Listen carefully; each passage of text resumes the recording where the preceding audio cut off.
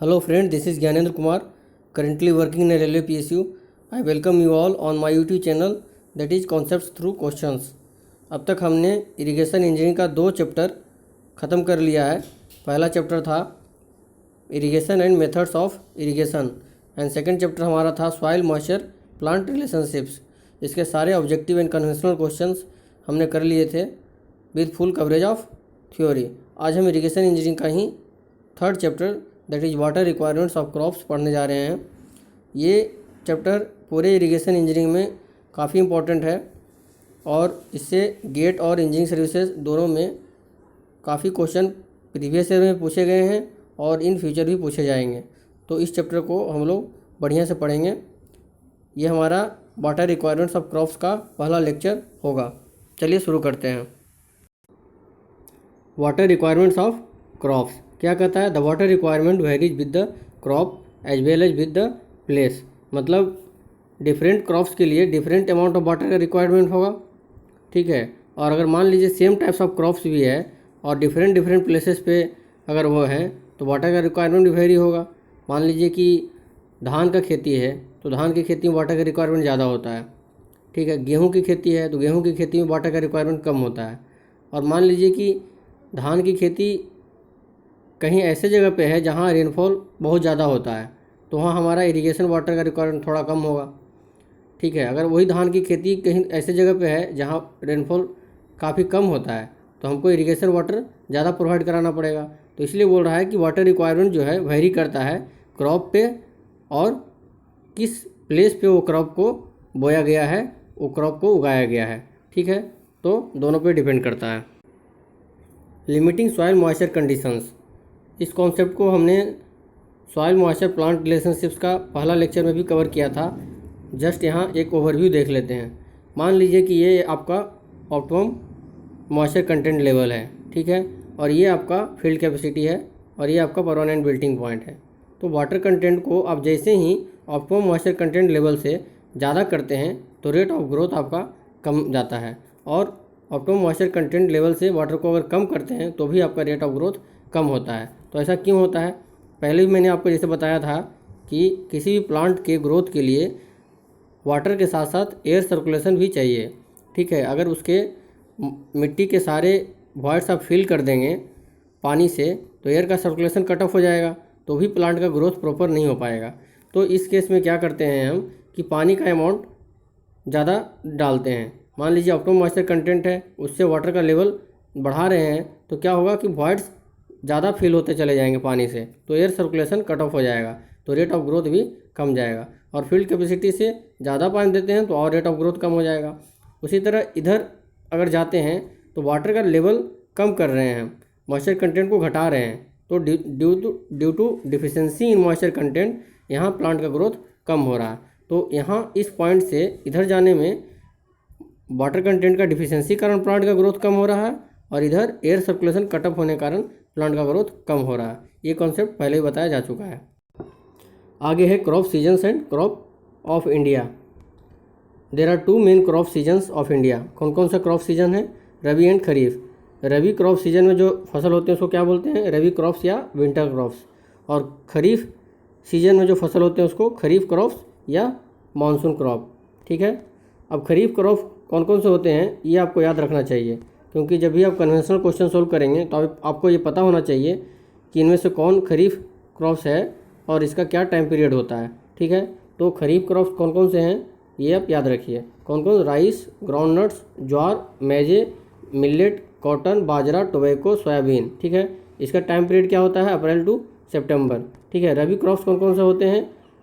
Barley, wheat, mustard, ग्राम, चना हो गया, पोटैटो हो गया, लिनसीड एंड पर्ल्स। इसका जो टाइम पीरियड होता है वो होता है अक्टूबर से मार्च तक, ठीक है।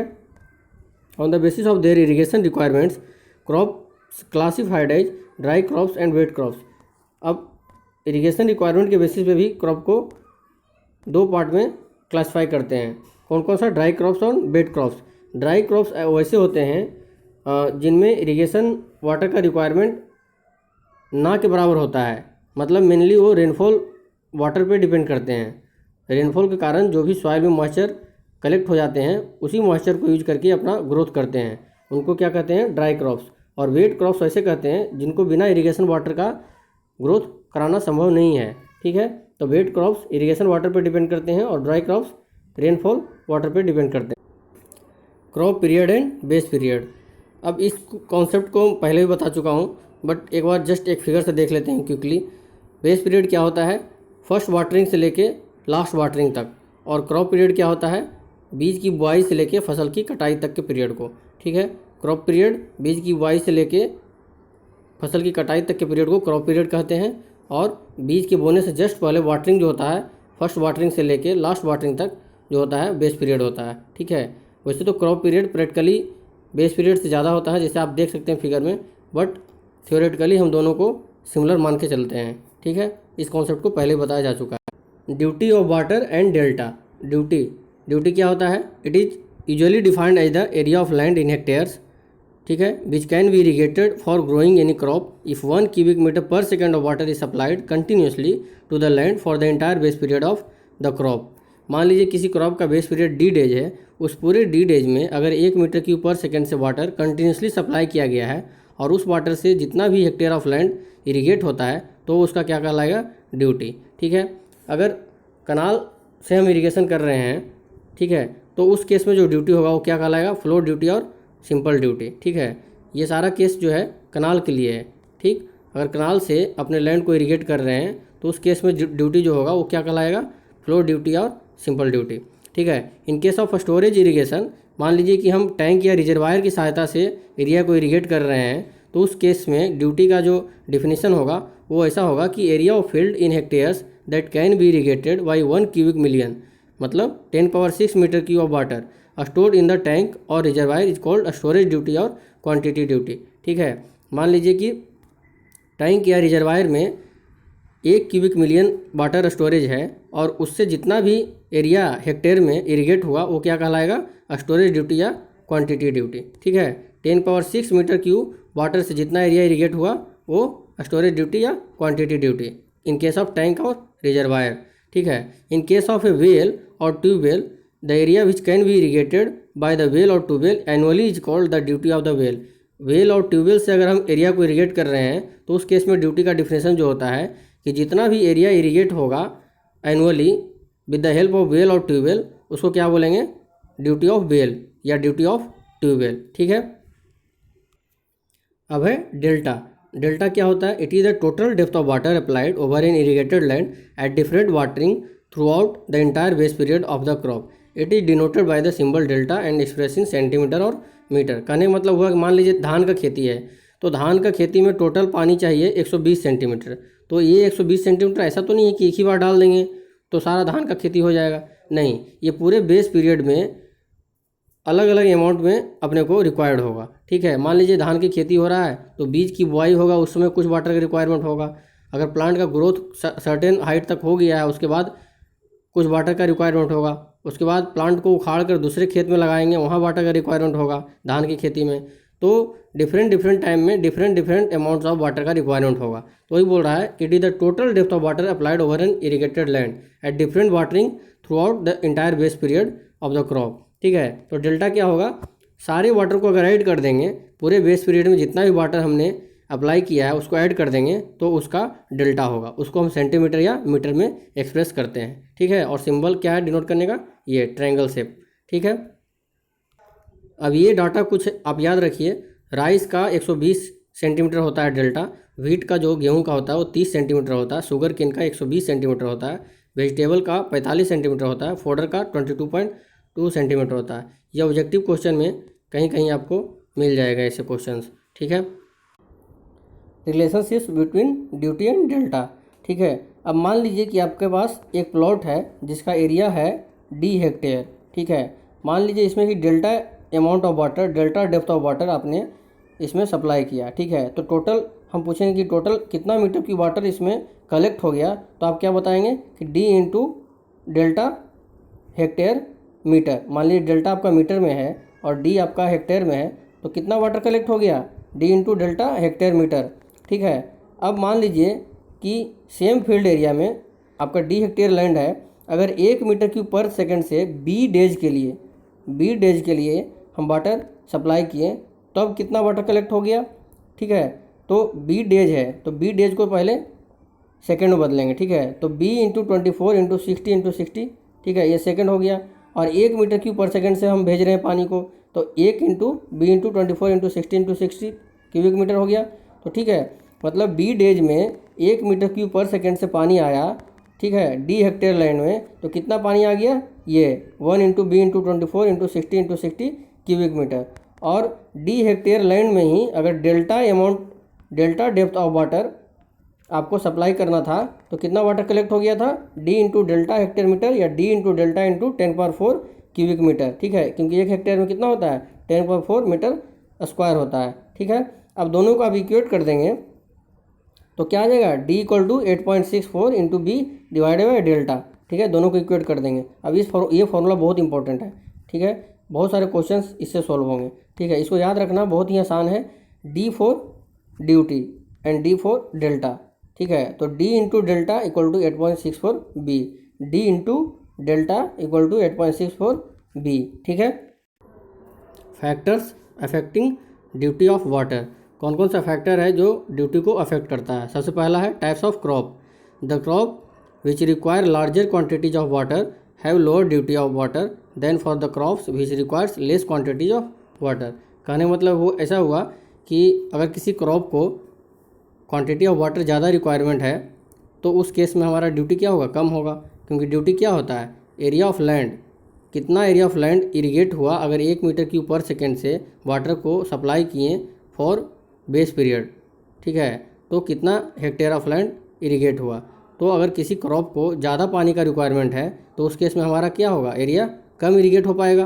पानी का रिक्वायरमेंट अगर ज़्यादा है तो एरिया हमारा कम इरिगेट हो पाएगा, तो उस केस में क्या होगा, हमारा ड्यूटी कम होगा। और किसी क्रॉप को अगर कम पानी का ज़रूरत है तो हमारा कम पानी में ही ज़्यादा एरिया इरिगेट हो जाएगा, तो हमारा ड्यूटी क्या हो जाएगा, बढ़ जाएगा। तो इसीलिए the crop which require larger quantity of water have lower duty, अगर किसी को ज़्यादा पानी की ज़रूरत है तो उस केस में ड्यूटी कम होगा, और ऐसे क्रॉप जिसको कम पानी की ज़रूरत है उस केस में ड्यूटी हमारा ज़्यादा होगा, ठीक है। अब सेकेंड पॉइंट है climatic condition of the area, ठीक है, क्या है ये, temperature increases implies evapotranspiration increases implies duty decreases. कहने का मतलब ये हुआ कि जैसे जैसे टेम्परेचर बढ़ेगा वैसे वैसे इवोपोट्रांसपिरेशन का रेट बढ़ेगा, ठीक है। इवोपोट्रांसपिरेशन का मतलब क्या हुआ कि प्लांट्स अपने फूड बनाने के लिए ज़्यादा अमाउंट ऑफ वाटर यूज करेंगे, ठीक है। तो उस केस में क्या होगा, ड्यूटी क्या होगा, घटेगा, ड्यूटी घटेगा। जैसे जैसे वाटर लॉस ज़्यादा होगा वैसे वैसे ड्यूटी क्या होगा, घटेगा। अगर वाटर लॉस हो रहा है तो 1 मीटर क्यूब पर सेकेंड से अगर वाटर को हम सप्लाई करते हैं तो कम ही हेक्टेयर ऑफ लैंड इरिगेट हो पाएगा, ठीक है। तो ये याद आपको रखना है कि वाटर का लॉस हो रहा है तो अपना ड्यूटी घटेगा, ठीक है। इवोपोट्रांसपिरेशन ज़्यादा हो रहा है, ठीक है, तो अपना वाटर लॉस ज़्यादा हो रहा है, इसका मतलब ये हुआ कि ड्यूटी घटेगा। विंड वेलोसिटी भी वही केस है, विंड वेलोसिटी बढ़ेगा इवोपोरेशन बढ़ेगा, क्या होगा, ड्यूटी घटेगा। ह्यूमिडिटी उल्टा है जस्ट, अगर ह्यूमिडिटी बढ़ता है तो इवोपोट्रांसपिरेशन का रेट है घटता है, ठीक है। तो इवोपोट्रांसपिरेशन का रेट घटेगा, वाटर का लॉस कम होगा तो ड्यूटी क्या होगा, ड्यूटी बढ़ेगा, ठीक है। रेनफॉल अगर होगा, रेनफॉल मतलब वाटर गेन कर रहे हैं हम, तो ड्यूटी क्या होगा, बढ़ेगा, ठीक है। अगर मान लीजिए 1 मीटर क्यूब पर सेकेंड से वाटर सप्लाई कर रहे थे और सर्टेन हेक्टेयर ऑफ लैंड आपका इरीगेट हो पा रहा था, तो रेनफॉल होने के कारण तो आपका ज़्यादा लैंड इरीगेट होगा, क्योंकि कुछ पार्ट ऑफ लैंड तो रेनफॉल से इरीगेट हो जाएगा, तो उस केस में क्या होगा, ड्यूटी आपका बढ़ेगा। System of irrigation, system of irrigation क्या होता है, for the perennial irrigation system the duty of water is higher than for the inundation irrigation system. Perennial irrigation system क्या होता है कि ऐसे इरीगेशन सिस्टम जिसमें कंटिन्यूस वाटर का सप्लाई होता है, ठीक है, उससे क्या होता है कि आपका ज़मीन जो है भींगा हुआ रहता है, वेटेड रहता है कंटिन्यूसली। तो जब भी आप इरिगेशन करते हैं, जब भी आप पानी देते हैं, तो लैंड को सेचुरेट करने के लिए, सॉइल को सेचुरेट करने के लिए वाटर लॉस्ट नहीं होता है ज़्यादा, ठीक है। तो वाटर ज़्यादा लॉस्ट नहीं होगा तो ड्यूटी क्या होगा, आपका ज़्यादा बढ़िया होगा, ज़्यादा होगा। तो पेरेनियल इरिगेशन सिस्टम में ड्यूटी आपका ज़्यादा होता है। लेकिन इनअंडेशन सिस्टम में क्या होता है कि लैंड इरिगेटेड कंटिन्यूसली नहीं होता है, सूख जाता है लैंड, तो बहुत सारा पानी तो इसको भिगोने में ही खर्चा हो जाता है। तो इसीलिए इनअंडेशन इरिगेशन सिस्टम में आपका क्या है, ड्यूटी कम होता है, ठीक है। फोर्थ वन है मेथड ऑफ इरिगेशन, ये पहले ही बता चुका हूँ। ड्रिप इरिगेशन और स्प्रिंकलर इरिगेशन में ड्यूटी ज़्यादा होता है। क्यों ज़्यादा होता है, क्योंकि ड्रिप इरिगेशन सिस्टम में वाटर का लॉस कम होता है।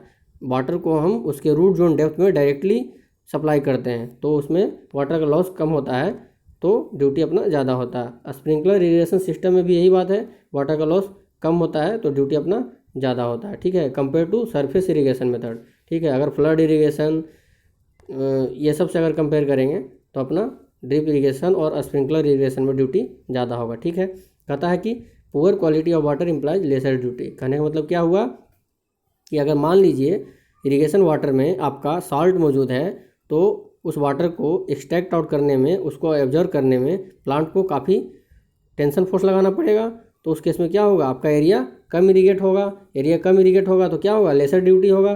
Poor quality of water implies lesser duty, ठीक है। In line canal higher duty and in earthen canal lesser duty. कहने का मतलब क्या हुआ कि आपका कनाल जो है लाइंड है, चाहे वो ब्रिक लाइनिंग हो या सीमेंट लाइनिंग हो, किसी भी तरह लाइनिंग हो, तो क्या होगा, वाटर का लॉस नहीं हो रहा है, पर्कुलेशन के थ्रू वाटर का लॉस नहीं हो रहा है, सीपेज के थ्रू लॉस नहीं हो रहा है, तो उस केस में क्या होगा, हमारा एरिया ज़्यादा इरीगेट हो पाएगा। अगर 1 मीटर क्यूब पर सेकेंड से पूरे बेस पीरियड में हम पानी सप्लाई करते हैं तो ज़्यादा एरिया इरीगेट होगा लाइन कनाल के केस में, ठीक है। लेकिन अगर कनाल अर्दन है तो उसमें बहुत सारा पानी जो है पर्कुलेट करके नीचे चला जाएगा या सीपेज के थ्रू लॉस हो जाएगा, ठीक है। तो उस केस में हमारा कम एरिया इरीगेट हो पाएगा, ठीक है। तो line canal higher duty, earthen canal lesser duty, okay.